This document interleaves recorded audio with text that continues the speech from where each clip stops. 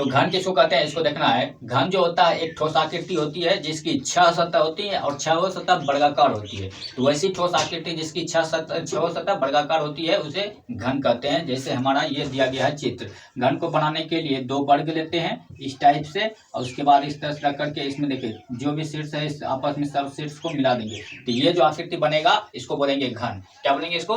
घन बोलेंगे। इसमें देखिए 6 सतह होती है। जैसे यहाँ पे देखिए यहाँ से एक डिब्बा लेके बताते हैं, ये एक तरह का घन है, ठीक ना।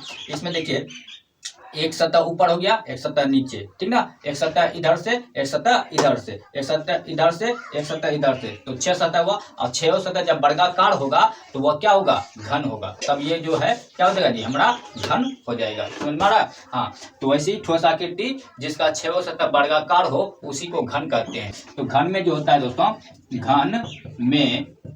घन में कितने सतह होते हैं? कितने सतह होते हैं? घन में कितने सतह होते हैं दोस्तों? होते हैं। तो घन में जो दोस्तों ये 6 सतह होते हैं। कितने सतह होते हैं? 6 सतह।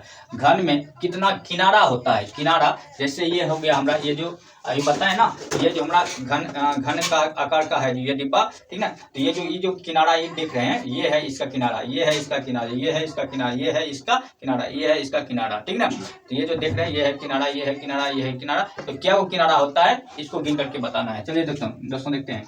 पहला किनारा ये हो गया, दूसरा ये, तीसरा ये, चौथा ये, 5वां, 6ठा, 7वां, 8वां, 9वां, 10वां, ठीक ना, 11 और 12। क्या किनारा हो गया? 12 ठोस। तो घन में कितने किनारे होते हैं? 12। ये घन में कितने किनारे होते हैं? घन में कितने किनारे होते हैं दोस्तों? 12, ठीक ना। तो लिखेंगे आंसर में 12। घन में कितने किनारे होते हैं? 12, ठीक है दोस्तों। घन में कितने किनारे होते हैं? 12 किनारे होते हैं। अब देखिए दोस्तों, घन का जो शीर्ष होते हैं वह कितने होते हैं? तो देखिए दोस्तों, एगो शीर्ष यहाँ हुआ, दूसरा शीर्ष, तीसरा शीर्ष, चौथा शीर्ष, 5वां, 6ठा, 7वां, 8वां। क्या वो शीर्ष हो गया? 8 गो, ठीक ना। तो घन में कितने शीर्ष होते हैं? कितने शीर्ष होते हैं? घन में कितने शीर्ष होते हैं दोस्तों? ये हो जाएगा इसका आंसर 8। घन में कितने शीर्ष होते हैं दोस्तों? 8। तो शीर्ष आप देख लिए, सतह भी देख लिए, सतह 6 गो, ठीक ना, किनारा 12 गो और शीर्ष जो होता है दोस्तों वो 8 होता है, ठीक ना। इतना आप जान चुके हैं। चलिए अगला चीज जानते हैं कि घन का आयतन जो होता है दोस्तों, घन का किसी भी घन है उसका आयतन निकालनी है तो कैसे निकालेंगे? तो घन का आयतन के लिए एक सूत्र है, भुजा क्यूब। घन का आयतन क्या होता है दोस्तों? भुजा क्यूब। क्यूब का मतलब है पावर में 3, क्यूब का मतलब है पावर में 3, भुजा क्यूब। तो घन का आयतन होता है दोस्तों भुजा क्यूब। आप इसको याद रखेंगे, ये फॉर्मूला हो गया। दूसरा, घन का पृष्ठ क्षेत्रफल। पृष्ठ मतलब हुआ सतह का क्षेत्रफल। देखिए दोस्तों, इसमें 6 गो सतह होता है, 6 सतह होता है, लिखेंगे 6। और 6 सतह कैसा होता है? वर्गाकार। तो वर्ग का क्षेत्रफल क्या होता है? भुजा स्क्वायर। ये हो जाएगा 6 गुना भुजा स्क्वायर, 6 गुना भुजा स्क्वायर, ठीक ना। तो 6 सतह होता है 6 और गुना कर देंगे भुजा स्क्वायर से, तो ये देगा 6 गुना भुजा स्क्वायर, ठीक ना। तो इस तरह से आप निकाल सकते हैं। तो घन का विकर्ण जो निकालते हैं दोस्तों, घन का विकर्ण जो निकालते हैं वो होता है अंडर रूट 3 गुना 1 भुजा, 3 गुना 1 भुजा, अंडर रूट 3 गुना 1 भुजा होता है घन का विकर्ण बराबर सूत्र। आप इसको याद रखेंगे, कहा है कि ये जो है अगला जो चैप्टर पढ़ाएंगे पृष्ठ क्षेत्रफल और आयतन, उसमें जैसे जो है इससे क्वेश्चन आएंगे तो उसको आसानी से बना सकते हैं। तो ये 3 टॉपिक आप जो है याद रखेंगे इसमें से, घन में से, ठीक ना। चलिए अगला देखते हैं घनाभ के बारे में। ये हो गया हमारा घन।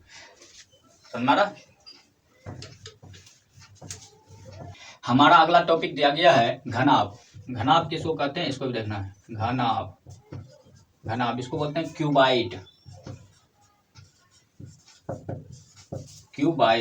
इसको बोलते हैं घनाभ। तो घनाभ क्या होता है इसको देखना है। तो घनाभ भी वैसी ठोस आकृति होती है जिसकी 6 सतह आयताकार होता है।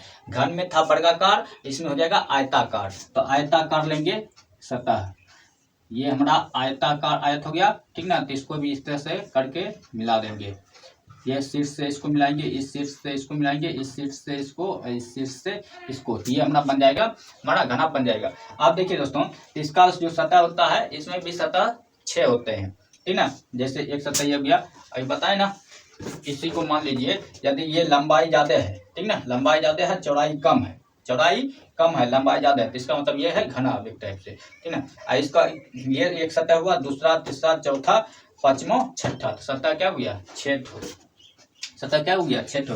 तो घनाभ जो होता है वैसी ठोस आकृति होती है जिसकी 6 सतह आयताकार होती है, ठीक ना, तो इसी को बोलते हैं घनाभ। तो घनाभ में जो होता है दोस्तों, घनाभ में कितने सतह होते हैं, कितने सतह होते हैं, तो घनाभ में दोस्तों 6 सतह होते हैं।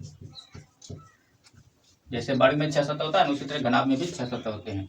दूसरा, घनाभ में कितने किनारे होते हैं, किनारे होते हैं, घनाभ में कितने किनारे होते हैं, तो घनाभ में देखिए 1 2 3 4 5 6 7 8 9 10, ठीक ना, 11 और ये हो जाएगा हमारा 12।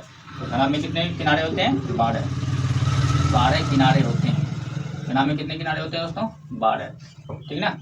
अब देखिए दोस्तों, घनाभ का क्षेत्रफल जो निकालते हैं वो किस तरह से निकालते हैं, देखेंगे। घनाभ का क्षेत्रफल, घनाभ का क्षेत्रफल बराबर क्या सूत्र होता है दोस्तों, 2 इंटू लंबाई गुना चौड़ाई, ठीक ना, प्लस उसके बाद चौड़ाई गुना ऊंचाई, गुना ऊंचाई, प्लस लंबाई गुना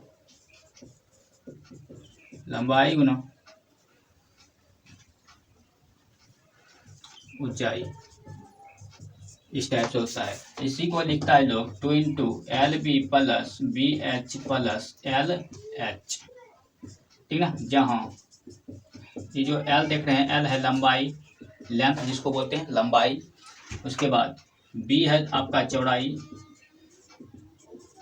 और H है आपका ऊंचाई, ठीक ना, लंबाई, चौड़ाई और ऊंचाई। तो इस तरह से ये हो गया हमारा घनाभ का क्षेत्रफल। हमारा घनाभ का जो आयतन होता है, घनाभ का आयतन होता है दोस्तों LBH, मतलब लंबाई गुना चौड़ाई गुना ऊंचाई। घनाभ का आयतन क्या होता है, लंबाई गुना चौड़ाई गुना ऊंचाई। यदि हम बात करें घनाभ का विकर्ण बराबर, तो घनाभ का विकर्ण बराबर होता है under root LBH, under root अर्थात लंबाई गुना चौड़ाई गुना ऊंचाई। समझ में आ रहा? चलिए।